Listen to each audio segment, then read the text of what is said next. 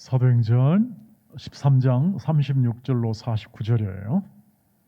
한 절씩 교독하도록 하겠습니다.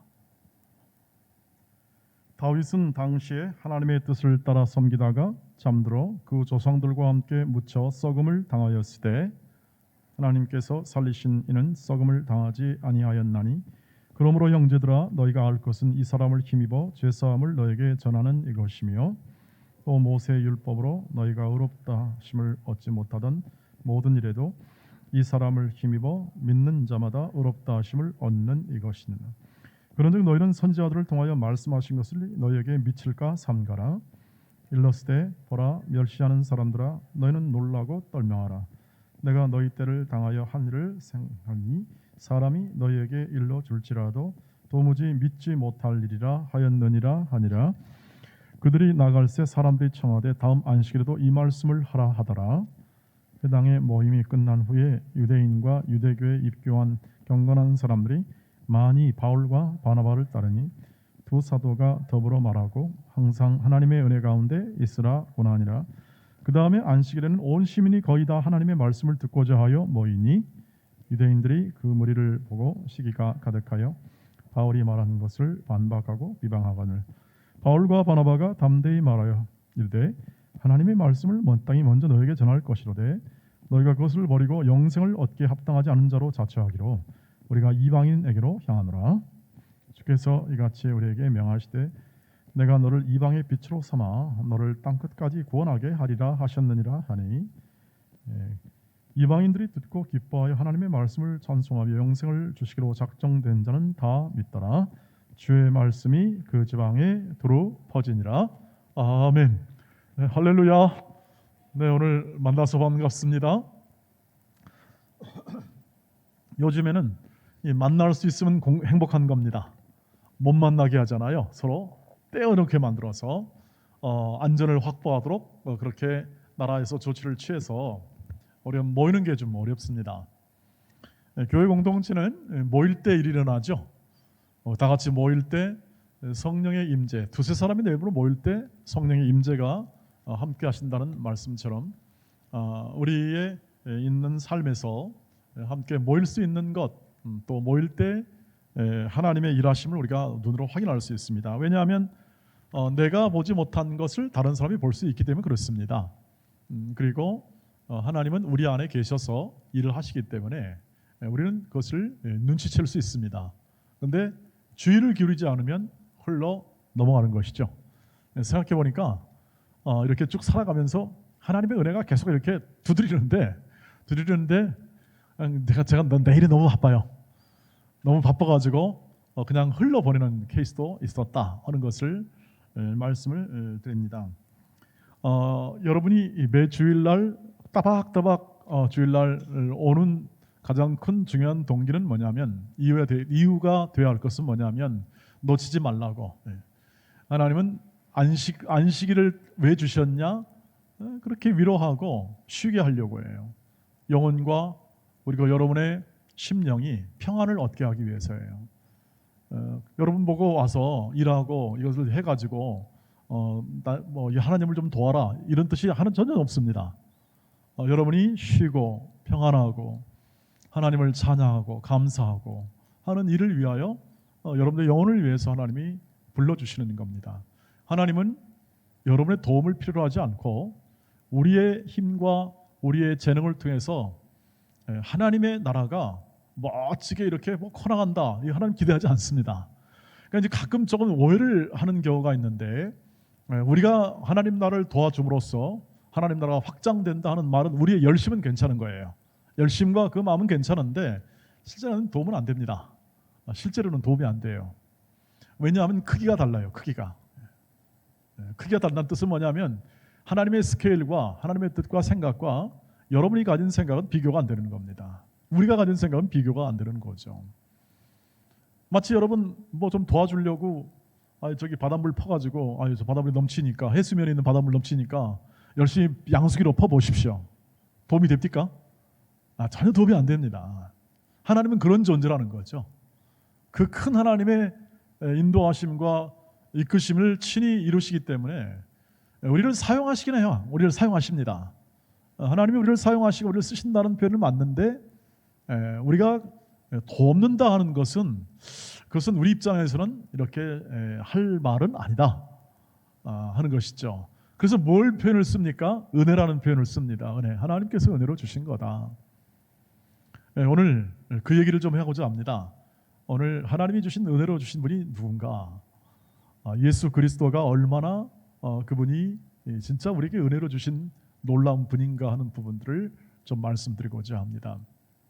이것이 우리의 신앙의 근거가 되고 우리 인생의 근거가 되기 때문에 그렇습니다. 여러분이 노래하고 찬양하고 하는 모든 살아가는 가장 중요한 근거는 바로 예수 그리스도이기 때문에 그런 것이죠.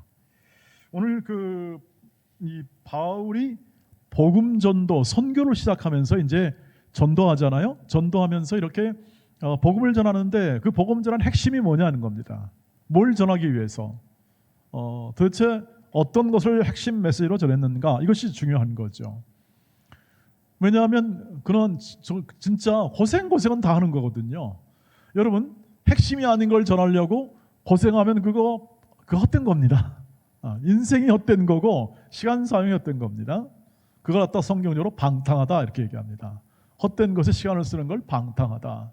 이런 술 취하는 것 뭐죠? 그거 방탕한 거예요. 술 취하는 게. 그 시간을 헛되게 써버리는 거예요. 여러분, 술 마신다 못 마신다 그 차원의 핵심보다 성경에서 말하고자 하는 것은 뭐냐면 술에 취해서 내가 통제해서 내가 주의 뜻대로 살아야 할 시간을 술 기운에 의해서 살아버리기 때문에 그렇습니다. 술 취할 수 있죠. 술 먹고 취해서 인생을 다른 고생 다 잊어버릴 수도 있습니다. 그건 세상이 살아가는 방식이라는 뜻입니다. 여러분, 저와 여러분이 걸어가는 길 속에 오늘도 하나님께서 이 복음의 핵심을 날마다 듣게 하시는데 오늘도 이 바울이 전한 복음의 핵심을 살펴보기를 원해요. 핵심은 뭐냐면 36절 37절 말씀에서 나와 있습니다. 우선 읽어보시죠. 다윗은 당시에 하나님의 뜻을 따라 섬기다가 잠들어 그 조상들과 함께 묻혀 썩음을 당하였을 때 31절 하나님께서 살리신 이는 썩음을 당하지 아니하였다. 하나님께서 살리신 이가 누굽니까? 예수 그리스도이십니다. 주님을 살렸죠. 십자가에 죽으시고 3일 만에 하나님께서 부활시킵니다. 하나님이 살리시는 겁니다. 예수님도 신이 아니시던가요? 맞습니다. 예수님 신이신데 그 당시 인간의 몸을 입어서 인간의 몸을 먹고 죽었습니다. 만약에 인간의 몸을 입지 않았다면 죽지 않겠죠. 신이 죽을 일은 없지 않습니까? 그런데 인간의 몸을 입었기 때문에 100% 인간이었기 때문에 어떻게 하죠? 죽었습니다. 신성이 어떻게 깃들였습니까? 그 신성이 깃들인 것은 맞습니다. 그리고 그분은 영원전부터 영원까지 하나님이십니다. 그런데 인간의 몸을 입고 인간으로 죽으십니다. 야, 도저히 납득이 안 돼. 여기서 납득이 안 돼. 그게 우리의 한계입니다. 왜냐하면 하나님의 생각을 납득할 수가 없어요. 제가 굉장히 미안한 말인데 우리가 아무리 온 지성과 이성을 다해도 하나님이라는 분을 다 이해할 수가 없습니다. 아니, 범은 죽는다고 그러는데요. 그만큼 거룩하신 거. 그분의 사랑은 크다는데 얼마큼 크느냐? 하늘을 두루마리 삼고 바다를 먹물 삼아도 다 기록이 안 된답니다.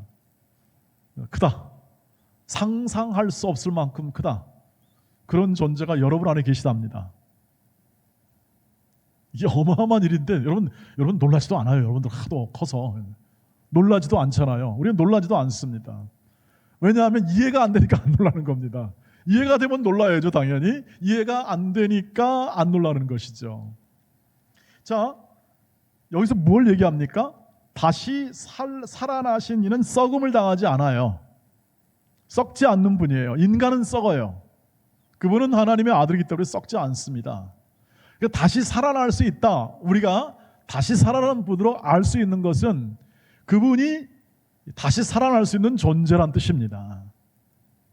그러니까 죽음이나 우리가 말하는 이 썩음, 죽음이나 이런 모든 문제를 다 어떻게 극복한 분이에요. 여러분, 우리는 사랑과 공의 행하려면 잘 매치가 안 되죠, 여러분. 사랑과 공의를 우리가 서로 매치하려면 잘 안 돼요. 여러분이 한 남자와 한 여인을 사랑도 하고 공의도 베풀 수 있습니까? 그거 어려울걸요. 사랑과 공의를 함께 다 한 사람에게 할 수 있겠냐고요. 공의면 공의고 사람이 사랑이지. 여러분 그런 노래 있죠. 어떻게 이별까지 사랑할 수 있겠어. 그냥 사랑하면 사랑하는 거지. 노래 들어봤습니까? 잘 이해가 안 되는 거예요. 그렇지. 우리는 이해 못한 채 사랑하는 겁니다. 실제 그랬어요. 저도. 제가 21살 때, 40세 때, 21년 전에 딱 40세 때 사명선을 다 미국에 썼습니다. 써가지고 뭐 하겠다. 이게 사랑하는 방법이다. 지금 딱 20년 지났거든요. 아유 부끄러워 죽겠어.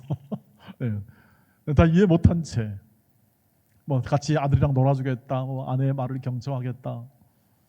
경청이 뭔지도 몰라요. 모르고 그냥 그렇게 사명서로 써놓고 그 길로 걸어왔어요.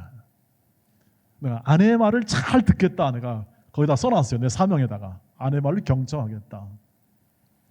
지나가 보니까 너무 부끄러워요. 부끄럽고 내가 뭐도 모른 채 했구나. 그러나 길은 바랐으니까 길은 그 내가 걸어왔던 길은 그래도 바른 길이었다고 생각했으니까 후회는 없죠. 자, 지금 예수를 얘기합니다.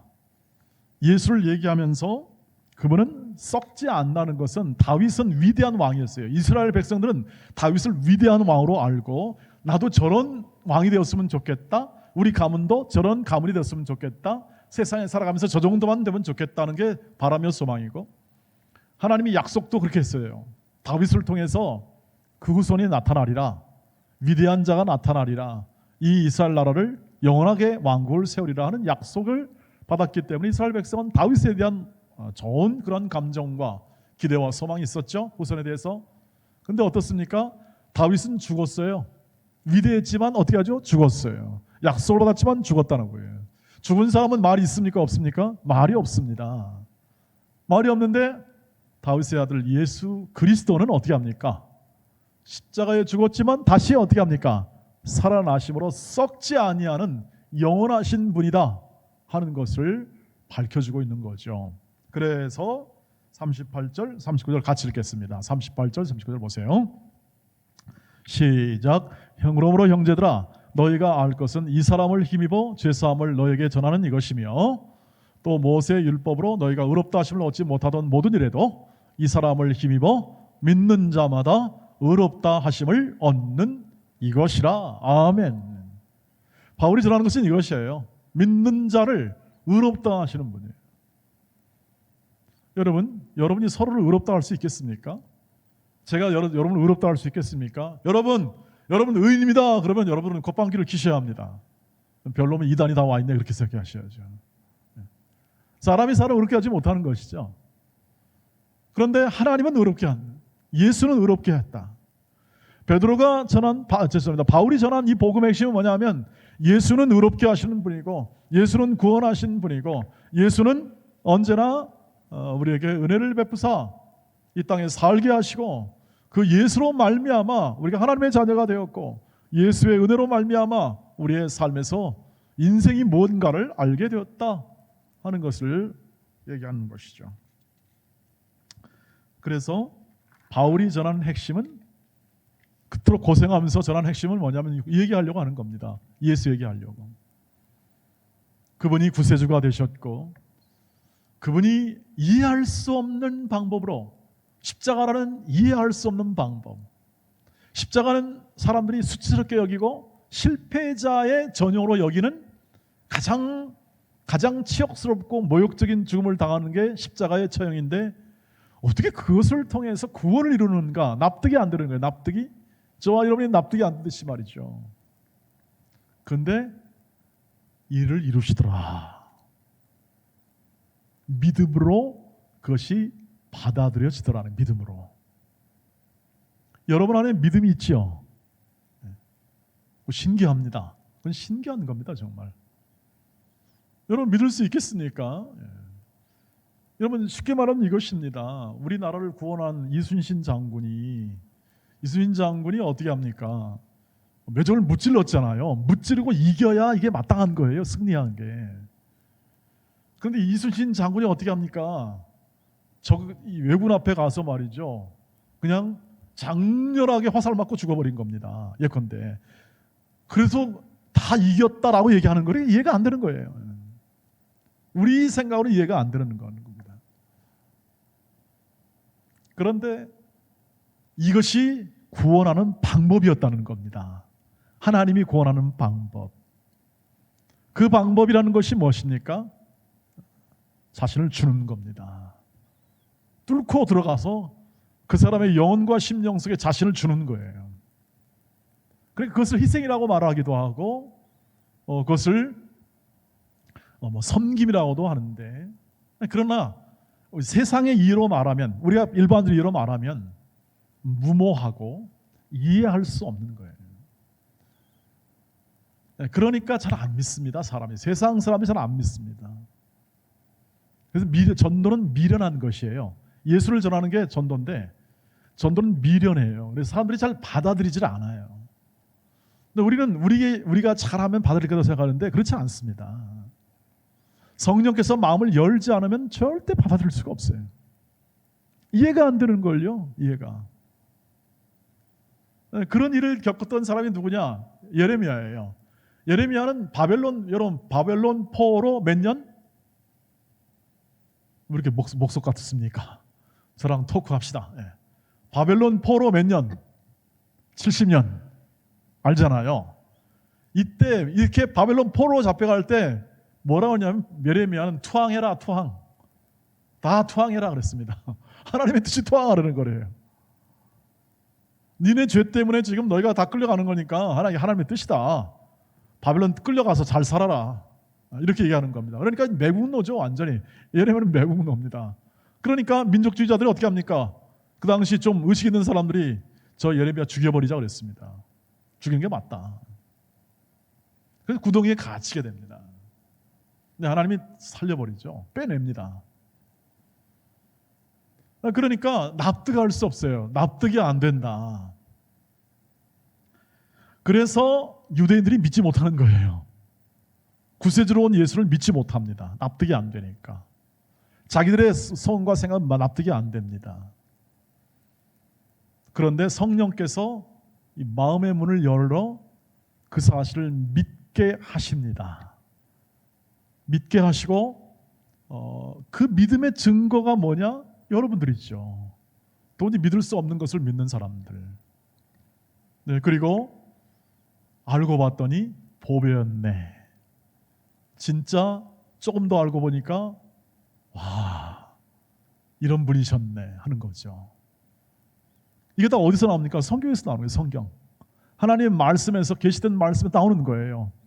말씀을 모르면 지식의 한계, 인식의 한계 때문에 늘 내가 가진 소원과 바람 속에서 항상 믿음도 이렇게 제한되게 마련입니다. 믿음을 축소하게 마련입니다. 그러니까 제 역할은 하나님의 영광과 하나님의 크심에 대한 부분을 성경을 통해서 많이 밝혀주는 거예요. 여러분이 하는 일은 뭡니까? 말씀을 듣고 더 파악하는 거죠. 조별 공부 때 그것을 더 파악하는 겁니다.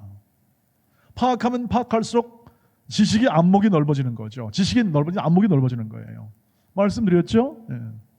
제가 책을 한 100권 사회과학 책을 읽으니까 사회과학에 대해서 안목이 생겨요. 안목이.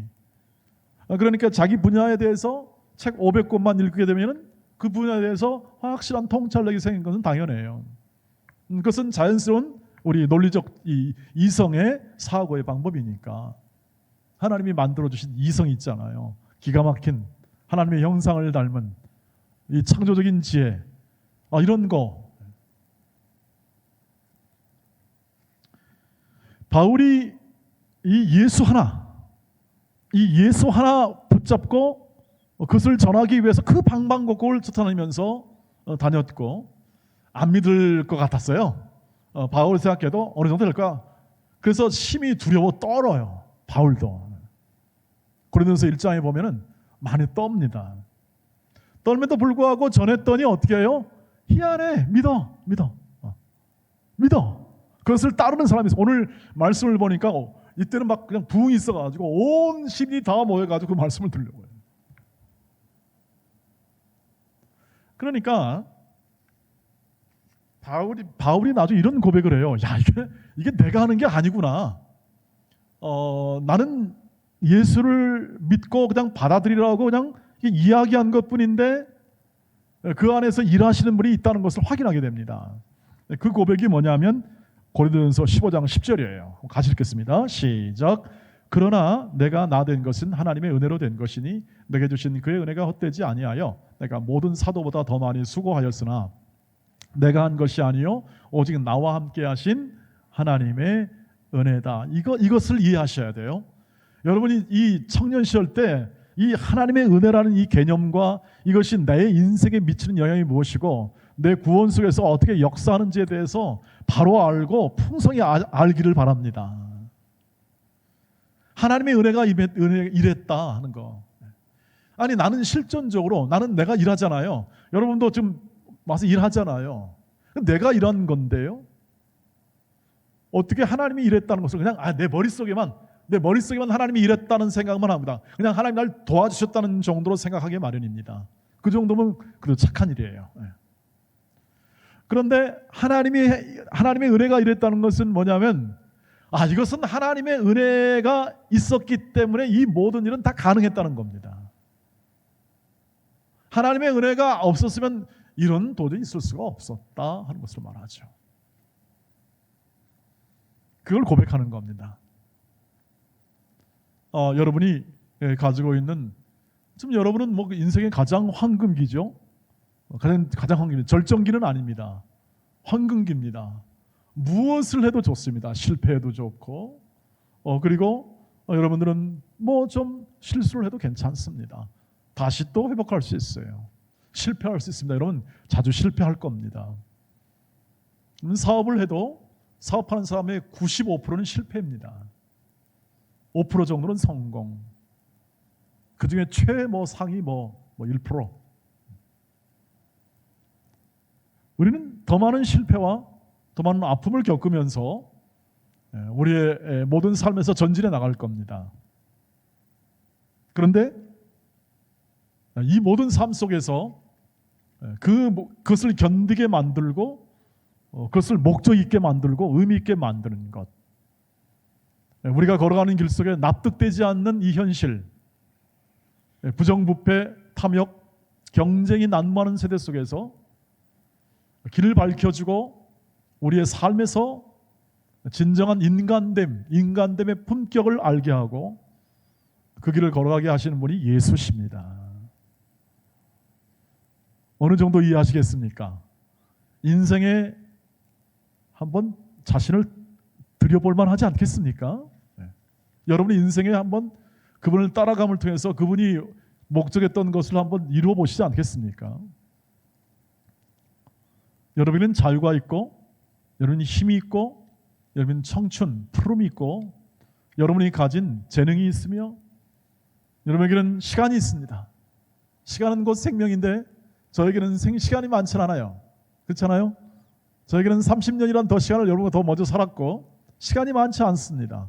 제가 병들었다는 얘기 아닙니다, 여러분. 내가 시간이 얼마 없어서.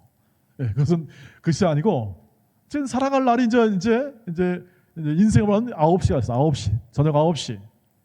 여러분은 이제 아직 3시 정도에서 아직 시간이 많아요. 그것은 하나님이 주신 기회입니다.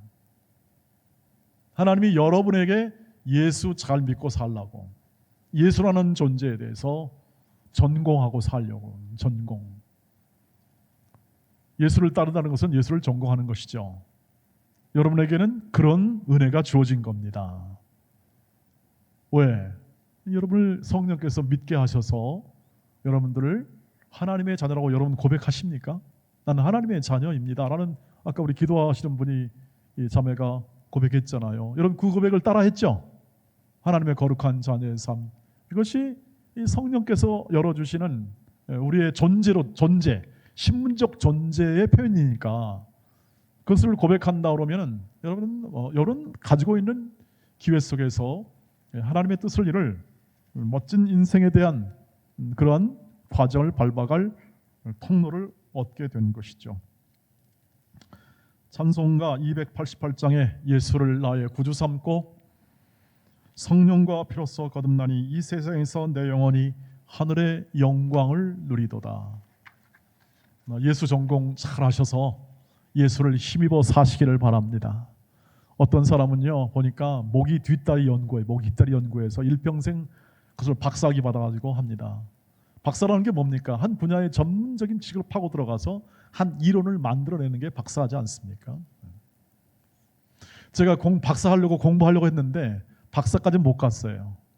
석사, 돌머리들이 하는 석사까지 갔습니다. 돌석자. 갔는데 박사가 뭘 하는지에 대해서는 알았습니다. 어떻게 하는지에 대해서 알았습니다. 그래서 무엇을 어떻게 할지에 대한 그 과정은 알았지만 거기 이르지는 못했습니다. 그런데 여기 주목해 보십시오. 우리가 걸어가는 길 속에 가장 그래도 이 사회에서 우리가 살아가는 삶 속에서 어느 한 지성인으로 살고 품격 있는 인간으로 사는 방법 중에 하나가 한 분야에 연구하고 그것을 통해서 새롭게 사람에 대해서 우리 공동체에 대해서 새로운 길을 제시하는 이런 사람들이 그래도 잘 사는 사람으로 인정받잖아요. 그것이 인간이 가지고 있는 가장 영예로운 것이고 가장 품격 있는 삶에 대한 내용으로 우리가 생각을 하고 있지 않습니까? 그런데 우리는 그보다 훨씬 더 큰, 훨씬 더 위대하신 예수를 전공할 기회를 갖게 된 겁니다. 예수를 힘입었다는 것은 여러분에게 임하신 주 예수 그리스도가 알다시피 인류 최고의 스승인 거 아시죠? 인류 최고의 스승, 우리 전 세계 사람들이 뽑은 최고의 스승이 예수예요. 이 사람 전 세계에 영향력을 준 사람이 1위예요. 1위. 예수로서.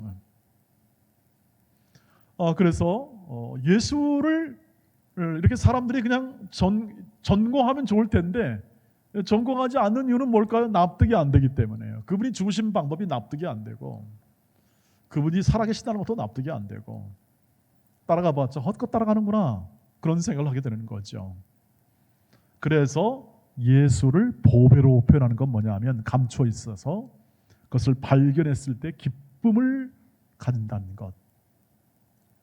저와 여러분이 예수를 믿어 힘입어 산다는 것은 예수를 따라가 사는 삶인데 전공하십시오. 예수 전공. 예수 전공. 내 인생과 내 학문과 내 직장과 내 모든 삶에서 예수는 어떻게 생각하고 어떻게 내 삶을 지도하셨는가. 내 인생 속에서 예수는 나로 하여금 어떤 길을 걸어가게 하셨는가를 깊이 생각하게 하는 것입니다. 하나님의 은혜는 이 예수를 통하여 옵니다. 그리고 그것은 성경에 밝히 밝혀진 진리 중의 진리이고 그래서 요한복음 1장에 가보면은 예수 하나님에 있는 은혜와 진리가 예수 안에서 충만하여 하나님의 모든 지식과 하나님의 뜻과 목적을 예수를 통하여 우리에게 밝히 알게 하셨고 그 예수를 통해서 우리는 인생의 구원, 최고의 영예죠. 구원이라는 것은 구원을 받는 인생을 살아가게 됩니다. 48절 보십시오. 마지막으로 48절 갖겠습니다. 시작. 이방인들이 듣고 기뻐하여 하나님의 말씀을 찬송하며 영생을 주시기로 작정된 자는 다 믿더라. 하나님의 작정, 하나님께서 목적한 것은 언제 이루어져도 다 이루어질 것입니다. 여러분 그 자신감을 가지시기를 주의 이름으로 축복합니다. 하나님의 작정과 하나님의 목적은 우리에게 임했다면 이것이 여러분의 삶 속에 임했다면 그 뜻을 이룰 줄 믿습니다. 그 뜻을 이룰 줄 믿습니다. 영생 얻기로 작정된 자는 누가가 이것을 기록한 누가가 잘 보니까 다 믿더라 이겁니다. 사람의 힘으로가 아니라 하나님이 작정한 것을 통해서 하나님의 힘으로 되돌아가는 것을 그대로 얘기를 해주고 있습니다. 그러니까 여러분의 그 삶에서 여러분 안에서 착한 일을 시작하신 예수 그리스도가 그 일을 시작했습니다. 착한 일이라는 것은 여러분을 구원하는 일이고 여러분들의 삶 속에서 인간답게 사는 것이고 길이요 진리요 생명의 길을 발견하고 진리를 보여잡고 살아가는 품격 있는 사람으로 살아가도록 그렇게 구원을 하시고 붙잡으신 것인데 그것을 이루어지더라는 겁니다. 그래서 그 하나님의 인도하심과 그 뜻을 순종한 것, 그래서 신앙의 가장 기초는 순종이 되어야 하고, 여러분이 하나님 말씀에 순종하고자 하는 의미는 하나님의 뜻이, 선하신 뜻이 이루어지기 때문에 그 뜻을 이루기 위한 내 마음의 선택이며 결심이고 내 인생의 목적이 그 안에서 나온다는 사실을 기억해 주시기를 바랍니다. 여러분, 그런 면에서 여러분의 마음의 등불로 예수를 삼아 예수를 깊이 생각하시고 예수의 삶을 묵상하시고 예수께서 주신 가르침, 예수께서 주신 교훈, 예수께서 허락한 영생, 풍요함을 여러분의 당대에 많이 누리시기를 바랍니다. 많이 누리십시오. 거듭 말했지만 친히 이루시기 때문에 여러분의 도움과 여러분의 협력을 필요로 하지는 않습니다. 필요로 않다는 뜻은 협력하지 말라는 뜻이 아니라 나를 필요로 하지 않음에도 불구하고 나를 사용하시기 때문에 은혜라는 표현을 쓰고 그것은 내 충성에 대한, 내가 충성스럽게 그 일을 하게 됨에 대한 동기가 된다는 뜻입니다. 이것입니다, 여러분. 하나님이 여러분에게 일용할 양식을 하나님의 자녀들에게 날마다 공급하십니다. 잘 공급하십니다. 자, 먹고 사는 문제, 여러분을 입히십니다. 그 다음에 여러분을 잠을 주십니다. 잠을 주신다면, 평안히 잠을 주신다면 잠잘 곳이 있다는 뜻이죠. 다 주십니다, 하나님이. 성경을 보시면 하나님의 일하시면 그렇게 된다는 뜻입니다. 근데 왜 우리가 밤잠 못 자면서 설칩니까? 걱정, 염려, 불안함. 우리가 겪는 모든 일과 작업, 성과, 이런 모든 부분에서 우리는 불안합니다. 요즘 그렇죠? 사회에서는 경쟁에서 지면 어떻게 하죠? 잘리죠. 경쟁에서 지면 잘립니다. 이건 사회 방식이에요. 경쟁에서 지면 잘리고 경쟁에서 지면 도태되는 거예요. 근데 우리는 그게 죽는 걸로 알아요. 세상은 그렇게 가르치거든요. 넌 죽었다. 넌 죽었다. 죽는 걸로 압니다. 일이 안 되면 죽는 걸로 압니다. 그러면 정말 그럴까요? 여러분이 시험에 실패하거나 라이센스를 취하는데 어려움을 겪거나 입시에서 낙방을 했거나 혹은 이 모든 겪는 어떤 특별한 병의 고난, 이런 것들이 여러분을 죽게 만들까요? 그렇지 않습니다. 로마서 8장 28절 말씀에는 이 예수를 힘입는 자들을, 예수를 따라 사는 사람들에게 모든 것이 합력하여 선을 이룬다고 되어 있습니다. 그 뜻은 뭘까요? 패배, 실패, 아픔, 이 안에서 우리가 커나가는 겁니다. 사람이 큽니다. 우리는 그 이영표 선수가 말했듯이 어느 순간 신경쇠약증에 걸렸답니다. 이거 굉장히 중요한 문제예요. 멘탈이 나갔다는 것은 운동선수에게 치명적인 거예요. 회복하기 어려운 거예요. 근데 그때 나갔을 때 하나님이 생각이 나고 그때 비로소 각성이 일어나더라는 거예요. 각성. 내 삶에 대한, 내 문제에 대한, 내 인생에 대한, 내 미래에 대한 각성이 일어나요. 그러니까 우리에게 주는 모든 하나님이 허락된 고난이나 어려움, 실패, 이런 아픔, 이런 모든 것들은 우리를 세워가시는 하나님께서 우리를 각성시키는 겁니다. 이것은 끝이 죽음이 아니다. 하나님 안에서는 부활 생명으로 끝을 매듭짓기 때문에 우리가 넘어지고 실패하고 어려워도 어떻게 합니까? 부활 생명으로 다시 일으키시는 하나님의 인도하심을 받는다면 우리는 넉넉히 그것을 극복하고 나갈 수 있다. 현재 받은 고난은 장차 받을 영광과 좋게 비교할 수 없다는 뜻이에요. 그러니까 아프죠. 우리가 걸어가는 길 속에 있는 이 모든 어려움들이 갖는 이 모든 문제를 아프게 하는 겁니다. 고통스럽습니다. 머리도 힘들게 합니다. 저도 살아가면서 겪는 오해 있잖아요. 오해로부터 나오는, 왜냐하면 저는 목사라는 이 일들은 다 지금 이 일들상 신뢰감, 도덕적, 윤리적 이런 좀 이 수준을 높게 기대하는 부분이 있기 때문에 그것이 충족이 안 됐을 때 오해하거나 혹은 또는 비난도 받아요. 근데 그게 괴로워요. 괴로운데 그것이 내 영혼과 내 마음 안에 있는 이 자신에 대한 이 부분을 넘어뜨리게 하는 것이 아님을 알았어요. 내가 가지고 있는 약점과 불완전한 점이 때로는 부끄럽기도 하지만 그러나 그것이 내 영혼을 무너뜨릴 수 있는 것이 아니라는 것을 알아요. 왜요? 예수를 힘입기 때문에 그래요. 예수가 붙잡아요. 예수가 내 인생을 붙잡고 예수가 내 삶을 붙잡고 있기 때문에 그렇습니다. 나는 막 그냥 넘어질 것 같은데 그렇지 않더라는 거죠. 예수 그분이 어떤 분인가? 썩지 않는 분이다. 인간의 모든 상상과 생각을 뛰어넘는 분이라는 거죠. 우리는 우리의 마음과 소원대로 되면 만족하죠. 여러분, 저와 여러분의 마음과 소원대로 되면 만족합니다. 하나님 건강하게 해주세요. 아멘. 하나님 이거 꼭 일을 이루게 해주세요. 아멘. 기도가 이루어지면 하나님의 뜻이다. 기도가 안 이루어지면 어떻게 합니까? 이건 좀 뭐야? 이런 생각을 하게 됩니다. 기도가 안 이루어진 것도 뭘까요? 응답입니다. 응답. 하나님의 리스폰스, 응답은 yes, no, wait. 기다려, 좀 기다려. 이건 안 돼.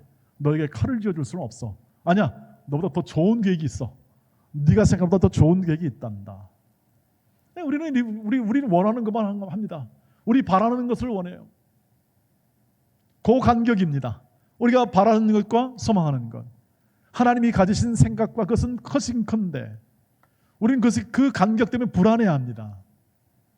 우리 마음 가운데 아파합니다. 어쩔 수 없어요. 그건 아파해서 어쩔 수 없어요. 그러나 이것은 아셔야 합니다.